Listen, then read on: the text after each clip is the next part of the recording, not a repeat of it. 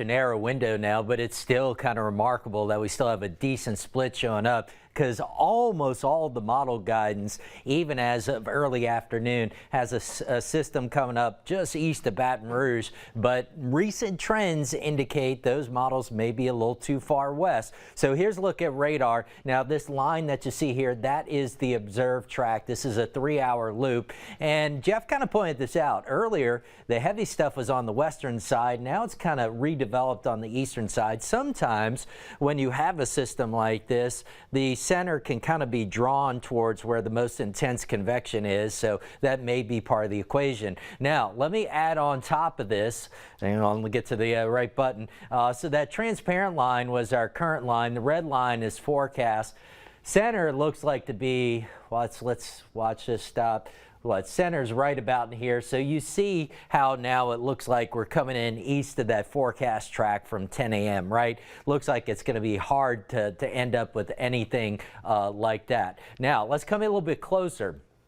Key point here, that northern and northeastern eye wall is starting to come ashore in Terrebonne Parish as we speak. So that's going to be the most intense winds, the greatest damage potential as that begins to move ashore. I did see an email roll in. By the way, I wish we could answer everything. We've got the email, social media, tons of questions. It's just hard in times like this. Know that we see them and we'd love to answer them, just really can't get to everything. But I did see one said, how do we classify landfall? Well, landfall is not until the center of that eye crosses the coastline. That's when they'll officially declare landfall. So depending on if this moves up to the northeast or takes a bit more of a jog to the east, if it takes a jog to the east, and landfall may take a little bit longer. The key point though is if that jog to the east continues, we try not to jump on every jog, right? Because wobbles in a hurricane's path are very normal.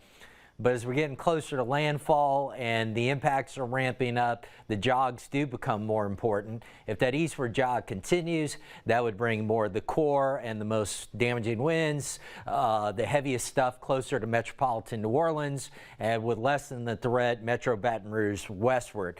Now, those along I-55 especially still need to be tracking this very closely. And I'm not telling you let your guard down Baton Rouge just yet. I'm just saying if that jog were to continue, that's what would happen. We are getting rain bands rolling up along the I-10, I-12 corridor. Some gusting winds, nothing too big as of yet. You can see some heavier cells starting to show up down in parts of St. James Parish. Looks like we've got some lighter rains coming down on either side of the state line. These are sustained winds as it stands right now. That's new.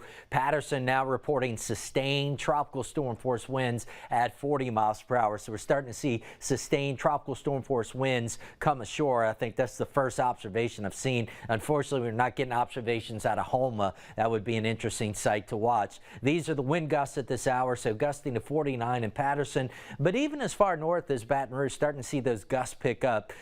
Latest gust at the airport, 30 miles per hour. Now, what you start to look for, when do you start to get more into the damage? It's when you start to get those gusts up to 50, 60 miles per hour. That's when you would start to be more worried about damage happening. Although that's just a rough guideline, right? Because we've got a lot of variables to consider. We had drought last summer that really took a toll on some of our trees. And now we transition to this really rainy pattern the last week that has the ground saturated. So in some cases, some trees, some limbs may come down a little bit easier than they typically would.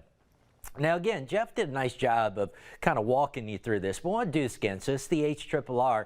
So what we've seen is most of our global models, if you will, the European, the Euro, the GFS, things like that, and then our hurricane models that we talk about. Since yesterday, for a good 24 hours, they've been pretty consistent in the track coming inland near Morgan City and passing just east of Baton Rouge. And then we've had a couple of these high resolution models. I would say the graph probably led the way yesterday. in a more eastward track. So let's give you a look at the latest run of the HRRR. Do you see how there from the beginning it almost kind of moves it eastward here for a while? That's 7 o'clock this evening, so that's what I was talking about. If this eastward jog continues, we're talking about really backing up that potential landfall time. That may be a little bit too slow, but still the idea a little more east slows down the landfall time. But also I want you to notice, you see where the heaviest storms are, the strongest winds, Morgan City, Homa, up through Metro New Orleans, not so bad, Metro Baton Rouge westward under a track like that. Then you see the center coming ashore, that's 9 o'clock tonight. Rough stuff into Metro New Orleans under that scenario. Still could potentially be rough in bands like this, Morgan City, up into parts of Ascension, Livingston parishes, but that would likely be the worst. What's left of a northern eye wall. And then you see how that kind of comes across the lakes and passes near I-55.